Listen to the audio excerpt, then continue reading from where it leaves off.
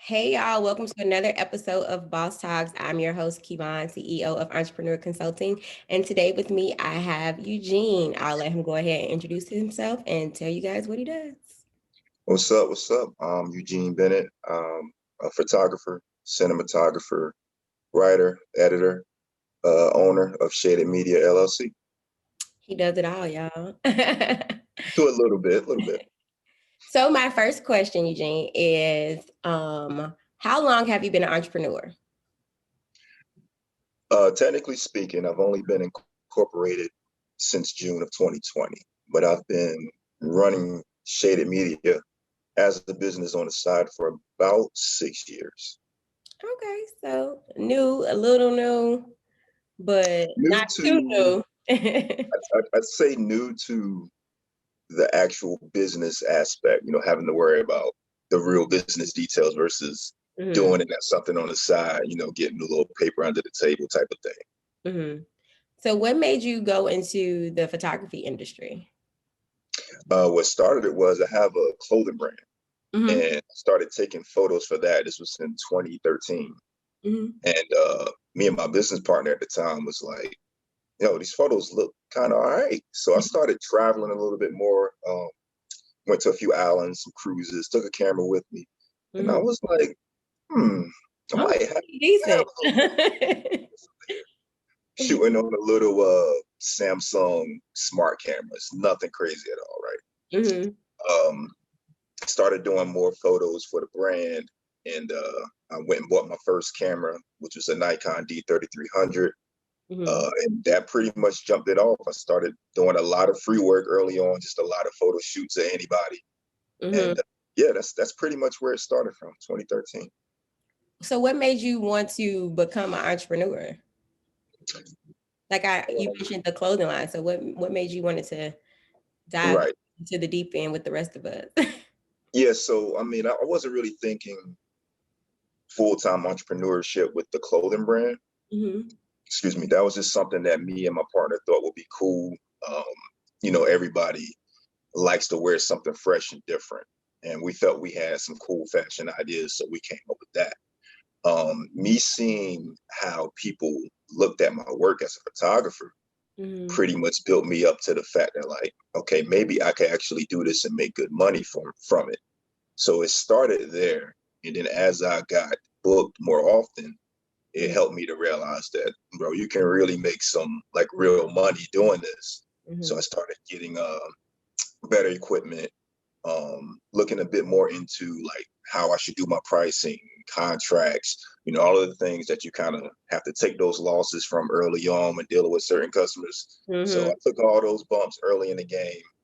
And then once I felt I had a good enough base that I could live off of, as far as, okay, I have a solid business foundation, I have a good clientele, good number of clientele. Mhm. Um, that's what did it. And I felt comfortable enough to leave my 9 to 5 and do that and video at the same time. Wow. Okay. Do you have a niche market? Like, do you have something that's your favorite to shoot? Like people outdoors, like. I think so. In terms of photography, I do a lot of portrait, probably more than anything. So I Mhm. really enjoy doing portrait lifestyle photography, which is like we'll select the location and we'll just go freestyle. Kind of like what we did. Yeah, I like the freedom of that. Mhm. In terms of video, I think I enjoy doing documentaries more than anything because I like speaking to people just like you. Mhm. I like getting their story, but I also like capturing the visual of it in the process. So I think I've grown more towards documentaries for video. Okay. What would you say is the most has been the most difficult part of the process of like starting your own business and becoming an entrepreneur like full time? Um, Realizing that that safety net is gone and having to be ahead of the game. Ain't no plan B at this point. Exactly, you are the plan B. You So are it's your like plan B. if you have a solid base, you literally have to plan months in advance. Mhm. There's no playing catch up. You play catch up, you're gonna be out in the Yeah, street somewhere if you're not right. careful. So that was the most difficult part, is like pretty much learning how to plan ahead and how to get streams of income, um, get certain clients that can supply that income on a regular basis, like retainers in my business, things Mhm. like that. Just more consistency, coming up with like sales and promotions on time, ahead of time, just to keep things flowing properly. But definitely leaving that safety net was the most difficult part, and trying to be as consistent as possible with your income. Mm. I definitely think that's a difficult part of it because it's like, man, we here already. Okay, let me go look at my goals. Like, what did I have Yeah, planned for this? That's yeah.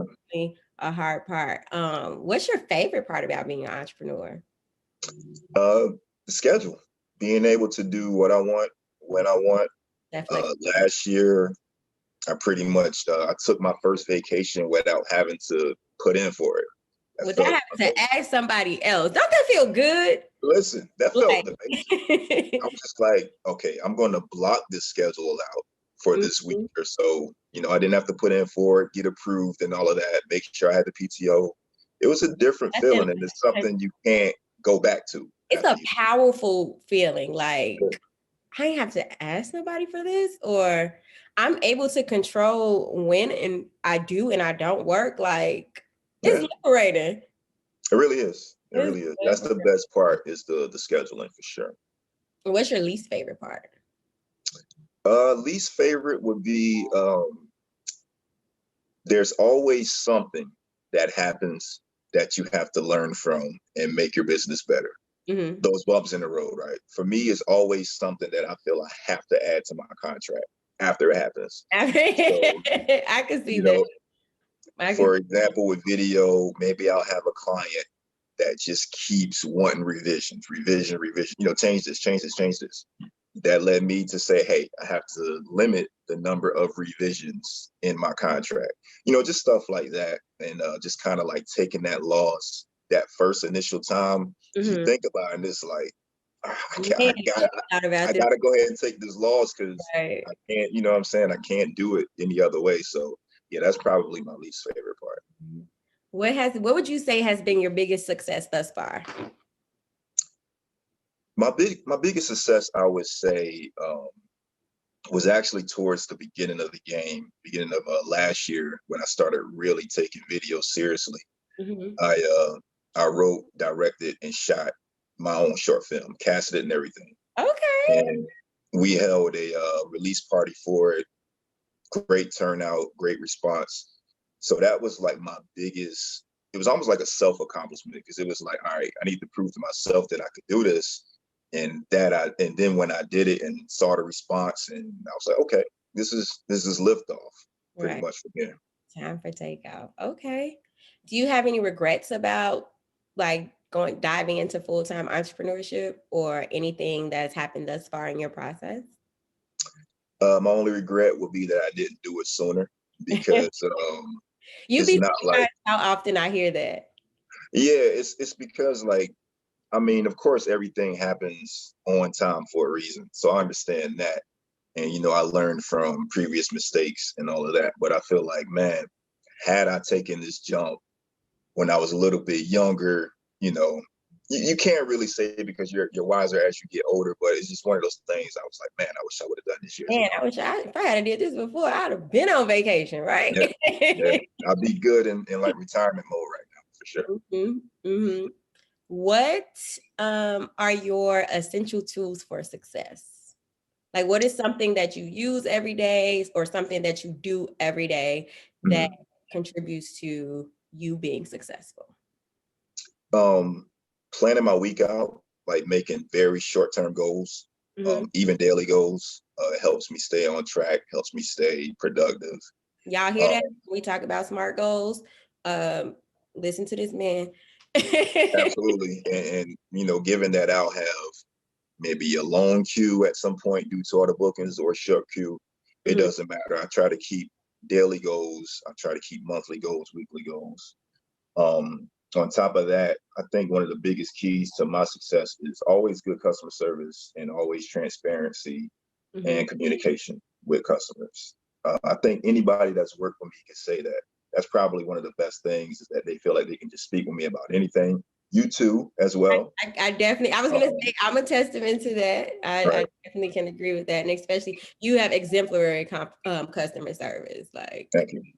even like That's huge even because before we actually even met, like your Mhm. response time, and I'm like, I know it's last minute, but I saw you on Yeah, someone else's page. I want to use you. yeah, Help me out. And you were like, okay, I can fit you in. Like you responded very quickly. You were extremely professional. So yes, I can say you have great customer service. And even when we were shooting, like I felt very comfortable talking to you about, what we were doing, what I liked, and I felt comfortable following your lead as a photographer. I know some people already have an idea of how they want their pictures to look, and me, I'm like, I don't even like being on camera, so tell me what to do. yeah, yeah. Tell me what And to you know, do. it varies. It varies. Some people require directions, some don't.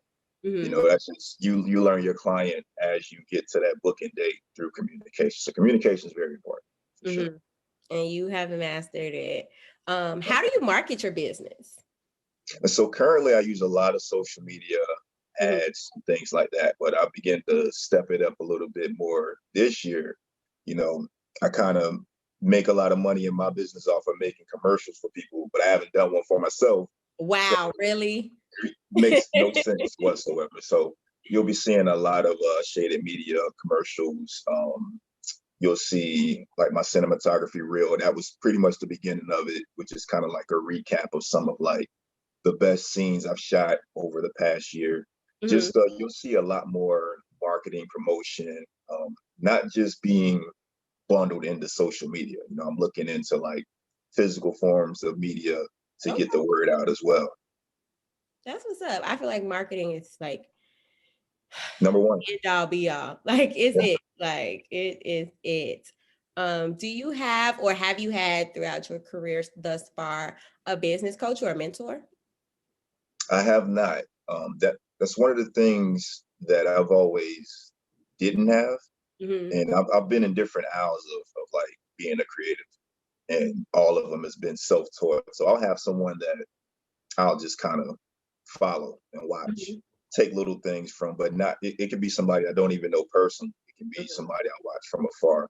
But I've always tuned into people that have a certain mentality towards their craft. So in a sense, it could be like a mentor. It's just no personalization as far Yeah. as like no It's like I don't communication know. goes.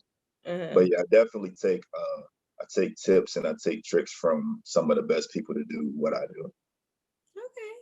What advice would you give to people that are just starting out in the photography industry or cinematography or writing?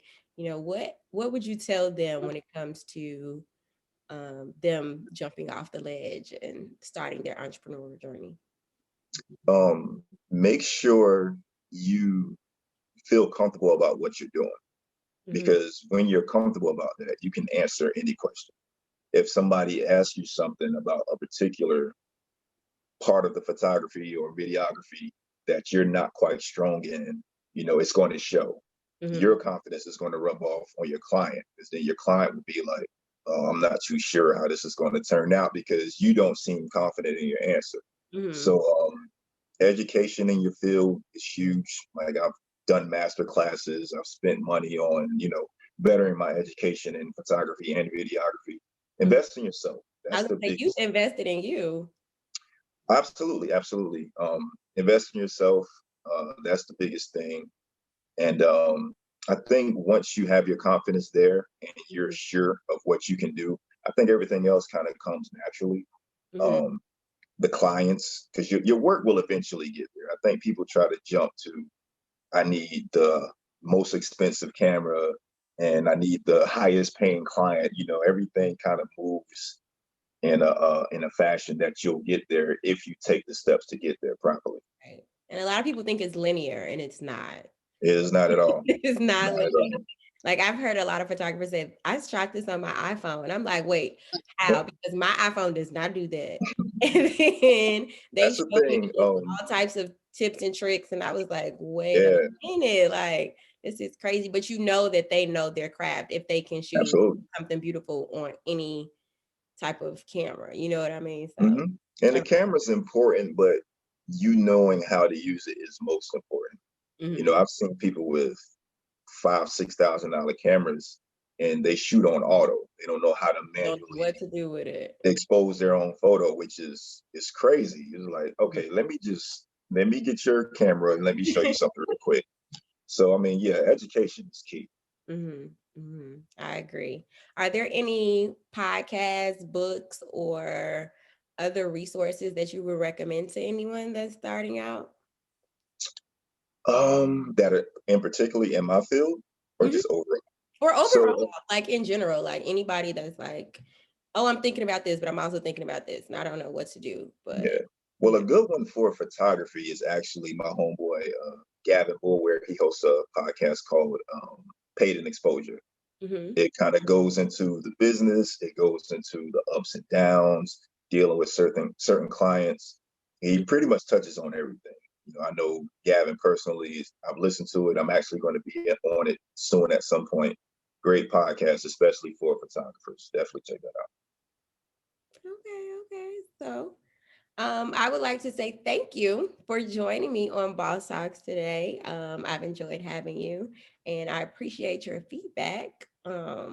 Is there anything else you'd like to leave us with about Shaded Media?